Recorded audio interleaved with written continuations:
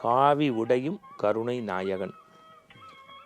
நான் அடிக்கடி சொல்லுவேன், படிப்பதில் இல்லாத சுகமா, நல்ல பழக்கத்தில் இல்லாத சுகமா, கெடுக்கின்ற பொருட்களின் நீ சுகத்தை வைத்தால் கேட்பதும் பிடிப்பதும் தகுமா?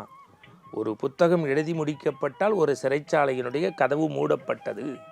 பள்ளத்தை நோக்கி வெள்ளம் பாய்வதைப் போல நம்முடைய உள்ளம் புத்தகத்தை நோக்கி பாய வேண்டும். நாம் தலைகுனிந்து படிப்பதே தலை நிமிர்ந்து வாழ்வதற்கு. அது தாள் என்று புரட்டாதீர்கள், வாழ் என்று புறப்பட்டுங்கள். எப்போதுமே மேலிருந்து ஏன் கீழ் நோக்கி படிக்கிறோம் என்றால், கீழ் இருக்கக்கூடிய நாம் மேல் நோக்கி செல்ல. அப்படி அறிவால் இந்த மண்ணை ஆட்சி செய்த ஒரு காவி உடையினுடைய கருணை நாயகன் யார் என்றால், எழுமின் விழுமின் என்று இந்த மண்ணை தன் பக்கம் பார்க்க செய்த பாரத தேசத்தினுடைய மிகப்பெரிய காவிய நாயகனாக, ஆன்மீக ஊடகத்தின் கதாநாயகனாக நேற்றும் இன்றும் நாளையும் மென்னி மெடுறக்கூடிய சுவாமி விவேகானந்தர்.